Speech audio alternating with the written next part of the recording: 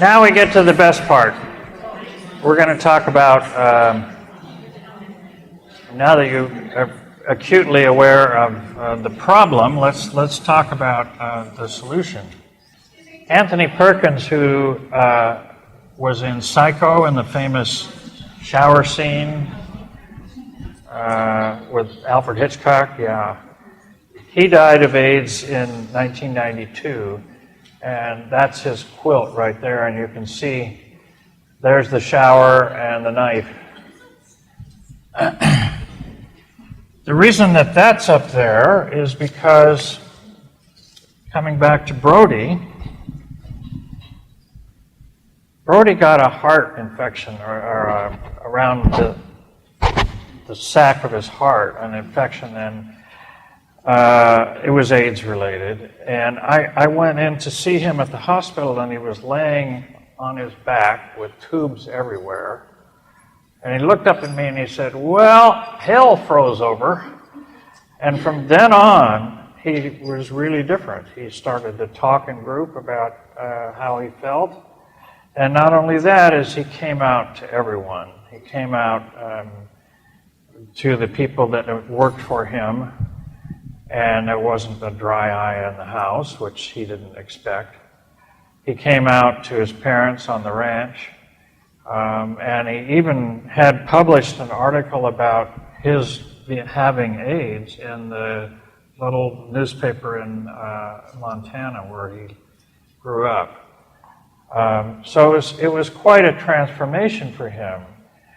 And this is all about post-traumatic growth. Oh, wait a minute. Let me back up. I wanted to read you the reason that the link between Brody and Anthony Perkins is that Brody had me do his eulogy. You know, his life had been so compartmentalized that after 4 years, I was the person who knew him the best. And not only did he have me do his eulogy, he had me do his eulogy 6 months before he died, and then read it to him and use it as a part of therapy. It was a very profound experience. But at the end, he wanted me to put in a quote from Anthony Perkins, and I'll read it to you. "There are many who believe that this disease is God's vengeance, but I believe it was sent to teach people how to love and understand and have compassion for each other. I have learned more about love, selflessness, and human understanding from the people I have met in this great adventure in the world of AIDS than I ever did in the cutthroat, competitive world in which I spent my life." So, what happened for Brody, what happened for a lot of these guys, is post-traumatic growth.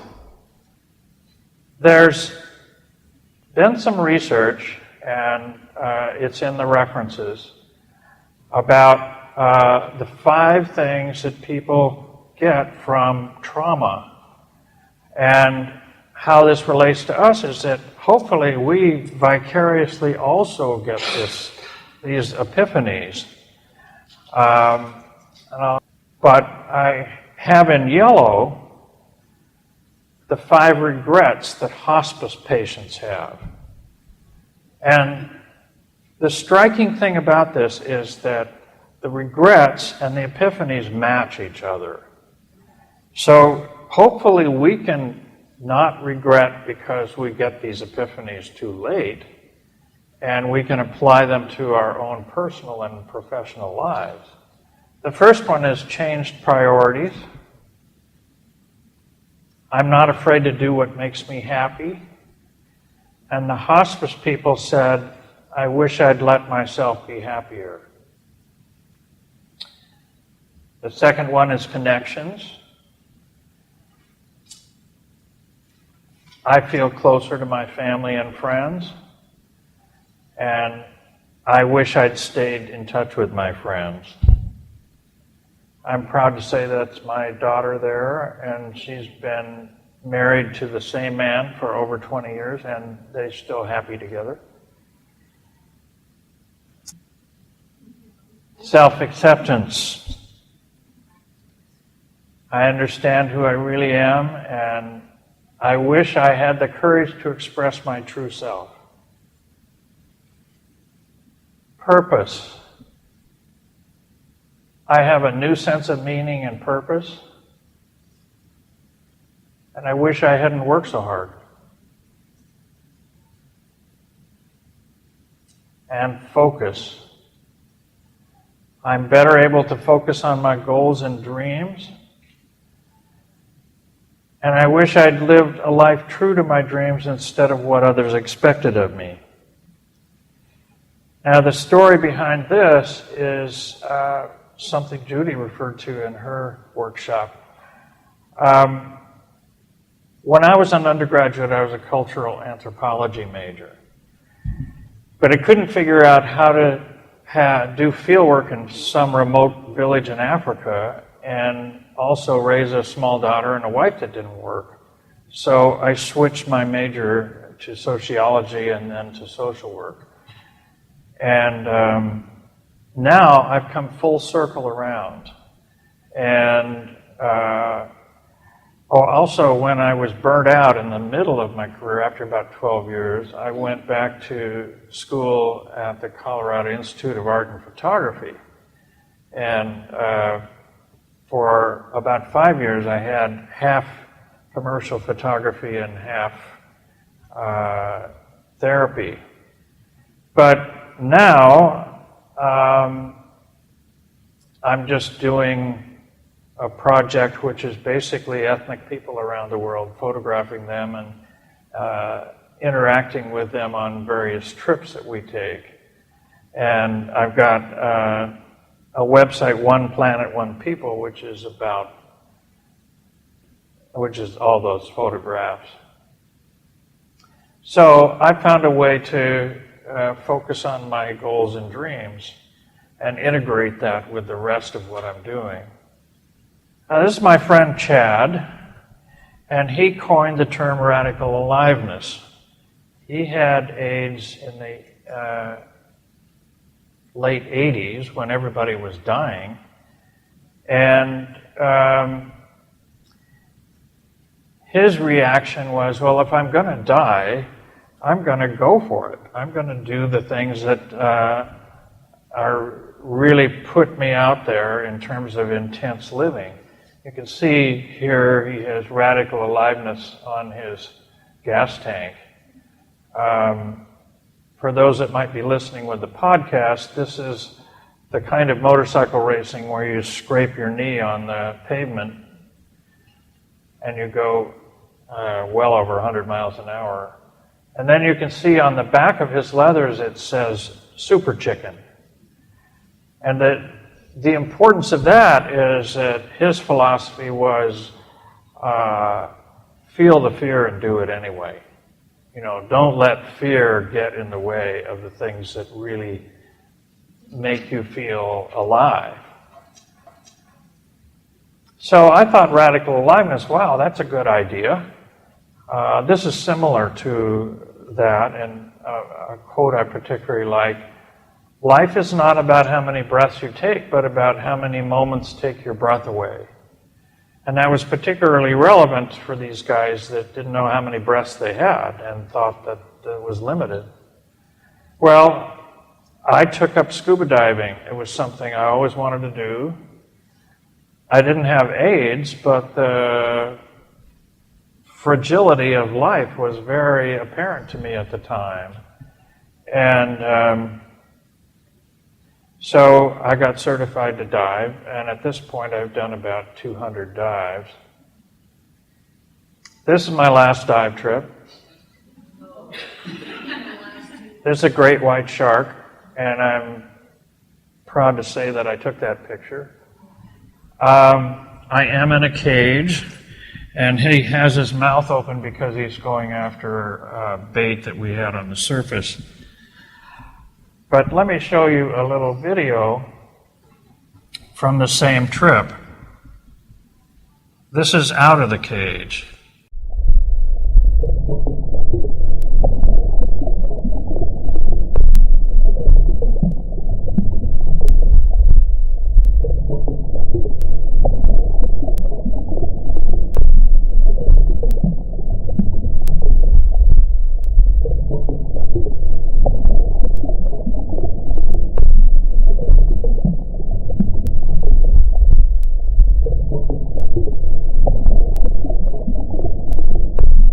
So another client of mine said, what I want most in life is lots of adventures, so I have lots of great memories.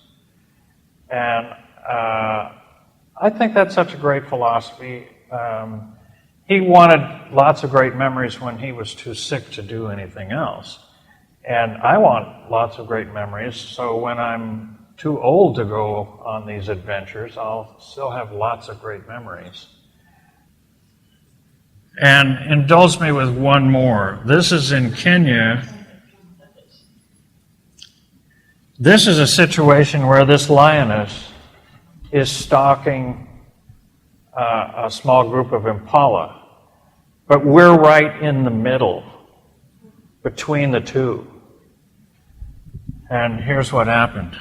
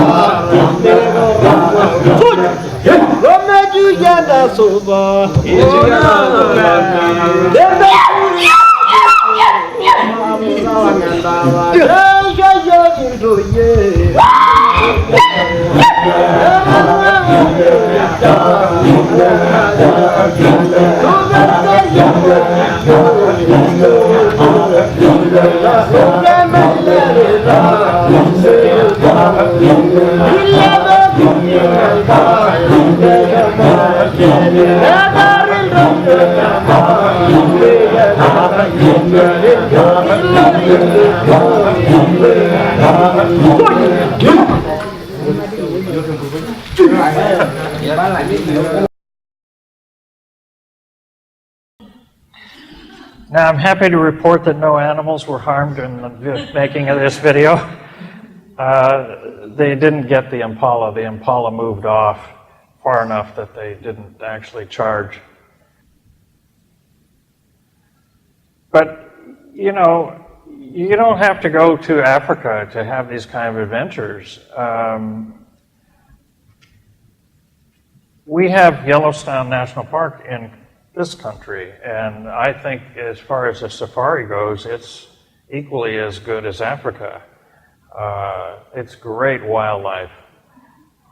This was taken on the road, and this is just a small part of a big herd of buffalo that came on either side of our car.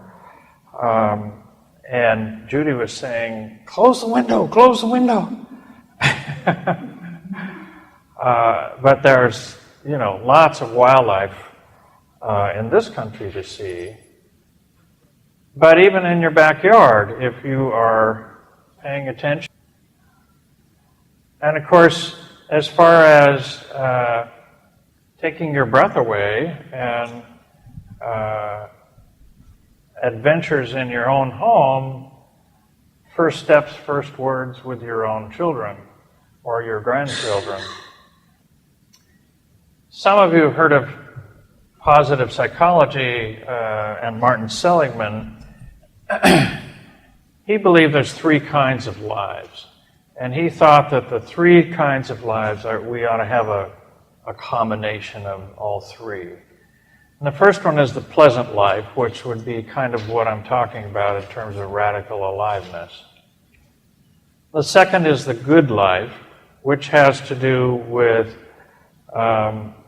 mastering a skill where you're not frustrated, but you're challenged. And it's to the point that you can be so wrapped up in it that you lose all track of time.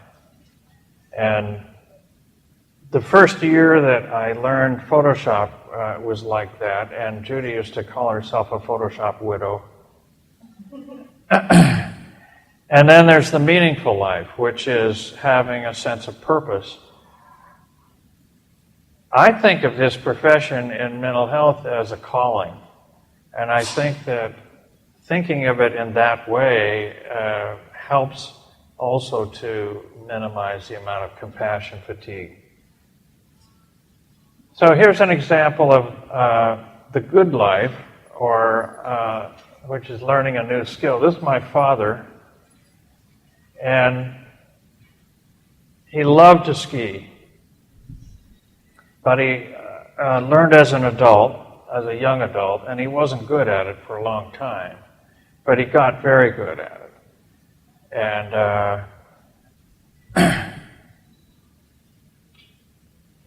he loved it so much that he bought a house in Snowmass in the last part of his life and skied about 30 times a year. And he'd get up in the morning and say, "It's a dirty job, but somebody has to do it." And then this is an example of a meaningful life.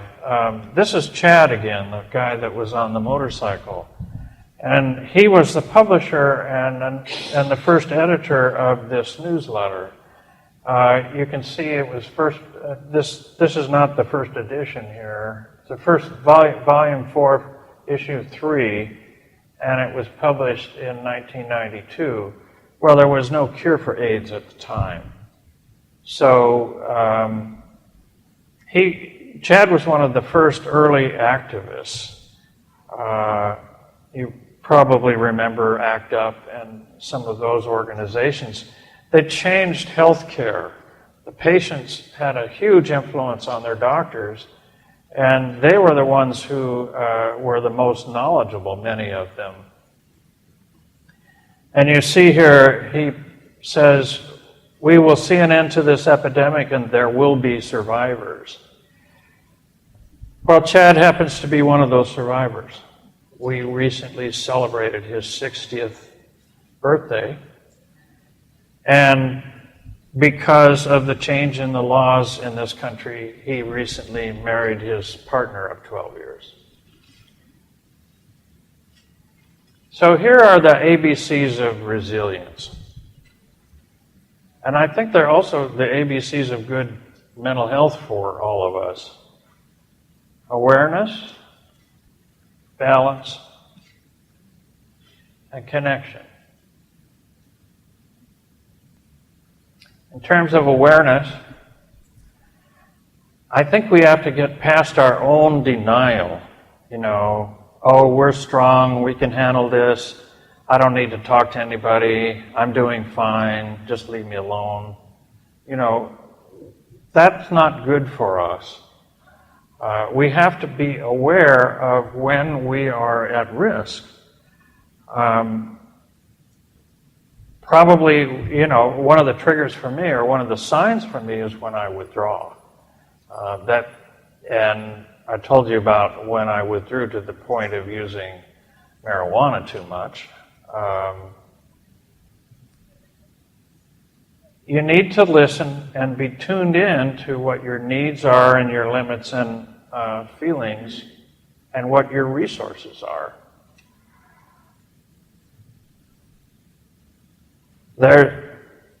I did a search for compassion fatigue on YouTube, and I found an interesting workshop that someone did which focused on saying no. We have to be able to say no. The more successful you are, the more likely you're going to have to say no. Fortunately, you know, I had the luxury of my own private practice, and I had to learn to say no, I won't take that client. And I won't work with somebody I don't like that narcissistic client I told you about. That's important. And in terms of the cases where I'm dealing with torture victims, I have to be tuned into what's going on with me and try to deal with that in some way, whether it's diet, exercise, or Jerry Springer, you know. Practicing mindfulness as a part of awareness. That can be meditation, which is very popular now. It can also be, one of the things that the guys with AIDS did is have a lot more observation, observing the little things, the sunsets, the clouds when you walk your dog, what's new in this environment that I haven't seen before, as a way to be present and mindful and appreciative. Balance. Needs to be a balance between work, play, and rest. And the type of activities that we're doing, left brain versus right brain, social versus solitary.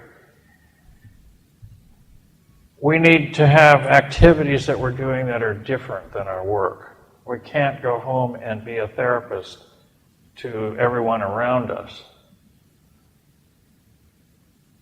And then within our work life and work day, there needs to be enough variation that we're having a sense of balance.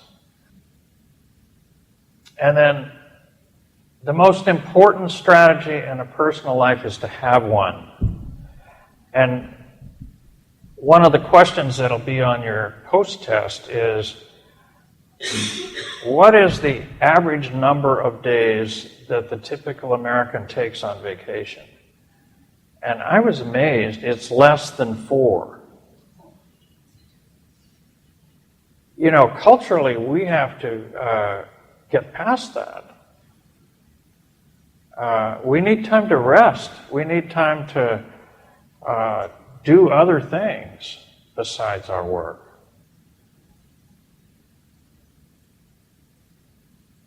And we need to develop a leisure life that, I'm not saying work isn't important. I'm saying it can't be everything.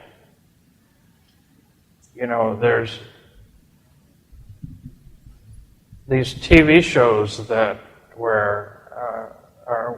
and movies. I was thinking of, what's the one, Up in the Air, where the guy comes home after a long trip to a very empty apartment and there's just nothing there. That's I'm afraid that's all too common. Are we working to live or living to work? And then probably the most important one is connection. Even though I was in private practice for so long, I had a peer supervision group right up till I retired, which was just recently. I was a cheapskate, so the way I did this was collect around me peers that were of the same level of experience as I was, and we would meet for lunch, and I didn't have to pay for supervision, and neither did they. I had one supervision group that lasted for 10 years, and we were very close friends. It was a great group. I mentioned Jay, he was one of that group, and he died of cancer, and then some moved away, and there was a few that left the field. But some kind of supervision and peer support is really crucial. And then personal connections are also equally important. And connections to something larger, like the sense of you're doing this as a calling. So I'm going to leave you with one more story, and then we're going to do one more exercise here. The shamanic practices of the Indians in the Northwest are kind of what we do, in a metaphoric kind of way. The patient comes to the shaman and tells him his story. And the shaman tries to take on that pain, that illness or whatever, as much as he can. and he changes clothes with the patient. And then he dances the dance of the patient and sings the patient's song and tries to become the patient as much as he can. And then he runs off in the woods and throws it off. Well, isn't that what we do? There's this whole idea of attunement and empathic engagement. And we take on the patient's trauma, but we have to be able to throw it off. And I'm suggesting we throw it off with the ABCs of good resilience. And maybe with the epiphanies too, in terms of keeping your priorities where they ought to be. So I've got 2 more handouts. One is a checklist of self-care. And the second one is a commitment to yourself about things you're going to do more. And I want you to pair up with somebody else and out loud talk about the things you're going to do more. And then you can pair up with whoever you want to for this one, because I want that person to be your accountability partner. And what that means is you share with each other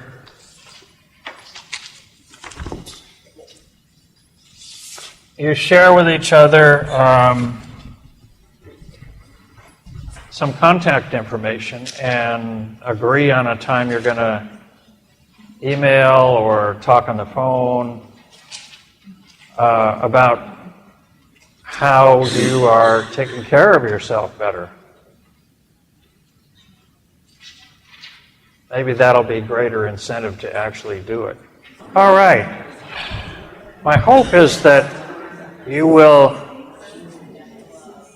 exchange phone numbers or emails, and in a month or 3 months or 6 months get back to each other and say, so how are you doing? And are you sticking to the goals that you set for yourself? Maureen Graham, psychiatric nurse practitioner at the University of Rochester, Strong Memorial Hospital in Rochester, New York. And so it really impacted me in such a way that as he was talking about vicarious trauma, as he was talking about loss, as he was talking about grief, and the importance and the richness that came out of that experience for him was to really learn good self-care. It impacted me, not only his story with the losses that were one after another during the late 80s and the early 90s, but the way that he's been able to learn how to balance it with enjoying his life and being able to get away and refresh and become strengthened. He showed us videos of him underwater filming sharks and his adventures around the different places of the world, and really teaching us how to separate out working with so much trauma and grief and loss, and then beginning to learn how to balance that with refreshing and strengthening and good self-care.